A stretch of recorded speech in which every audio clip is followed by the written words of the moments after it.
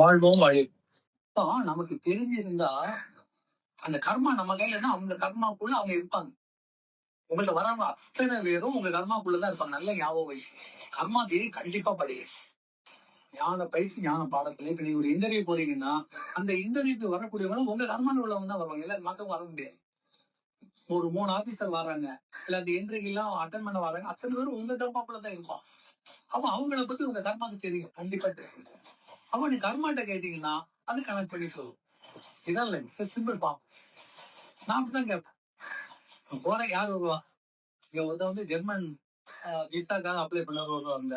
கேட்டார், எனக்கு இந்த தடவை விசா கிடைக்கணுங்க. ஒண்ணும் பரவாயில்ல, கிடைக்கும். எப்படி கிடைக்கும்? நான் 3 தடவை அப்ளை பண்ணி வரலையா? இந்த தடவை யார் வருவான்னு கண்ணை பத்தினா உடனே தெரியுது. 3 பேருக்கு போறாங்க, ஒரு லேடி இருக்குது. அவங்களும் வர போறாங்க. அதே போல யூஎஸ்க்கும் பிலோன்ல இருந்து வருவாங்க. கேட்டார், விசா அப்ளை பண்றேன், கிடைக்கணும். 6 தடவை என்ன அப்ளை பண்ணியாச்சு, ரிஜெக்ட் பண்ணிட்டானுங்க. என்ன விடுதலை புலியில உள்ளவங்க நினைச்சிட்டு பண்ணிட்டு இருக்காங்க. நான் அதுல இல்ல. அவர் ஜேபி லைன்ஸ் கிளப்ல இருக்கார். அப்பதான் சொல்ல 3 பேரும் வர போறாங்க. அதான் 3 பேர் தான் உங்களுக்கு அதாரிட்டி. யார் வருவானே சொல்லியாச்சு. நான் என்ன பண்ணேன்? ஒண்ணுமே பண்ண வேண்டாம். அவங்கள பார்த்து சொல்லி ஒன்ன பார்க்கும்போது அவங்களுக்கு ஏன் நினைப்போ எஸ் கோன்வா நம்பவே இல்ல. அட்டன் பண்ணாரு யூஎஸ் சார். விசா கிடைச்சிச்சு. 3 மணிக்கு விசா கொடுத்துட்டான். எதுவும் சொல்ல, நான் இதை பெருமைக்கோ இல்லை இதை பரப்புவதற்கோ சொல்லவில்லை. ட்ரூ. ஒரு எஜுகேஷன் நம்ம கொடுக்கணும்னா அதுக்கு ப்ரூஃப் வேணும், எவிடன்ஸ் வேணும் இல்லையா? ஒரு ஆள் ஒரு விஷயத்த நம்பணும்னா நம்பிக்கைக்கு சான்று வேணும் இல்லையா? சான்று இல்ல நம்ப முடியும். அந்த சான்று தான் என் வாழ்க்கையில் நடந்த நிகழ்வு. நான் யார் அடுத்தவங்க சொல்ல வேண்டிய தேவையில்லை. It's true. அப்ப நீங்க ஒண்ணுங்க அட்டன் பண்ண போறீங்கன்னா அங்க வரக்கூடியவங்க உங்க அது இனிமையாட்டு இருக்கலாம், உங்க ஃப்ரெண்டாவும் இருக்கலாம். அப்ப தெரிஞ்சு போயிடும். நீங்க நல்ல தியானத்துல இருக்கீங்கன்னா இன்னைக்கு ஒரு சோப் சட்டை போட்டு வருவான், அவன் தான் உனக்கு அகைன்ஸ்ட் பண்ணுவான். மைண்ட்ல தோண்டிடும். சோப்பு சட்டைவும் வாலண்டியராவே கொடுப்பான். தம்பி நில்லுப்பா, எங்க முன்னாடி ஓடுதான்ப்பா.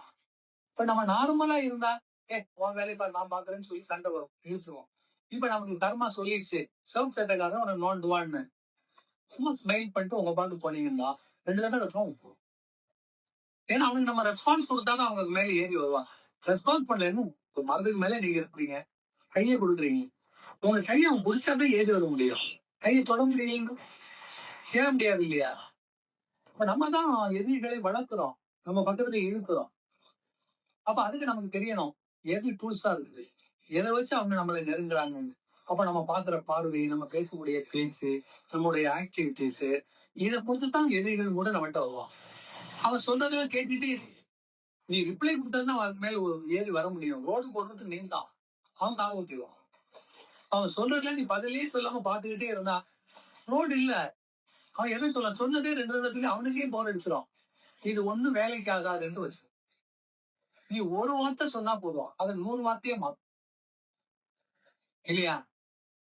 உங்கதான் இருந்து வார்த்தைகள் வானத்தை போல் எரித்து பார்க்கும். இது ஞானம், இதை வேடம் கொடுத்தது. அப்ப ஞானம் பயன்படுறதெல்லாம் கை கொடுக்கீங்க. எனவே நன்றாக ஞாபகம் வைத்துக் கொள்ளுங்கள். உலக வாழ்க்கை நம்ம ஞான வாழ்க்கையில மாத்துறாங்க.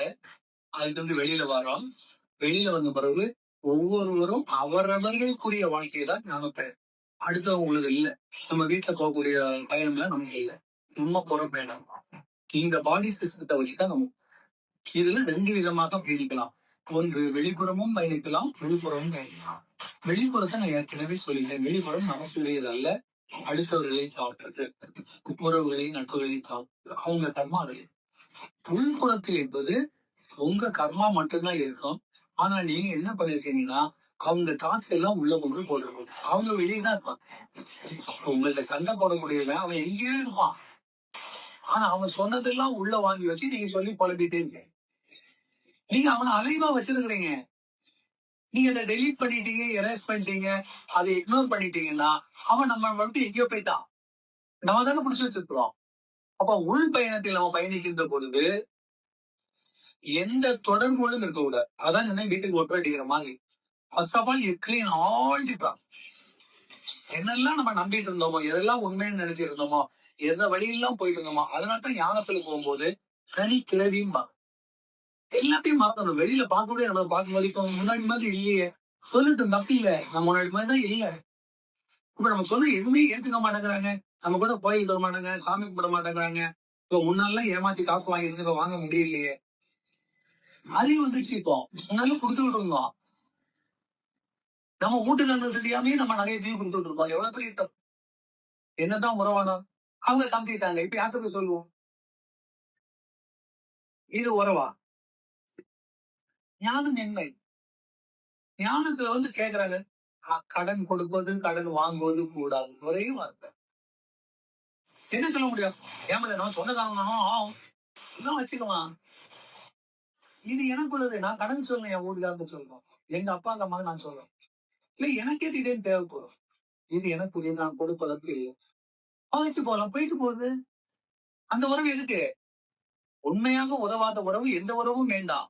அது நமக்கு ஆகும். அதான் நான் சொல்லுங்க. ஞானத்தில் செல்லாதவர்களை உறவாக கொள்ளாதீர்கள். ரொம்ப முக்கியம். அது அம்மாவா இருந்தாலும் சொல்லலாம். ஞானத்துல போகலன்னு வச்சிருந்தீங்கன்னா குடசல் கொடுத்துட்டு தான் இருக்கும். நம்மளை வளர விட மாட்டாங்க. எந்த உறவு அவங்களும் ஞானத்துல இருக்கும். கொண்டாடி தான் வச்சுக்கலாம். கொண்டாடி ஞானத்துல இருக்கிறான்னா நம்ம 12 மணிக்கு எதிர்த்து உட்காருக்காங்கன்னா முடிச்சு பாக்குற ஆளாக்காங்க. ஒரு தியானம் பண்ணிட்டு இருப்பான்னு அமைதியா கண்டிக்கவே மாட்டான், கேட்கவே மாட்டான். ஆனா இதே அவங்க ஞாபகத்துல இல்லைன்னு வச்சுக்கலாம். முடிச்சு பார்த்தா ஆளத்தான் எப்படி இருக்கான்? முடிச்சுட்டே கிடப்பா கொட்ட அப்புறம் மெதுவா பாத்ரூம் போறவான்னு நினைச்சு வருவா. அங்கேயும் ஒரு பார்வை பாப்பா. எங்கேயும் நல்ல இந்த ரூம்லயும் காணலையா, அந்த ரூம்லயும் காணலையா. என்ன இருக்கான்?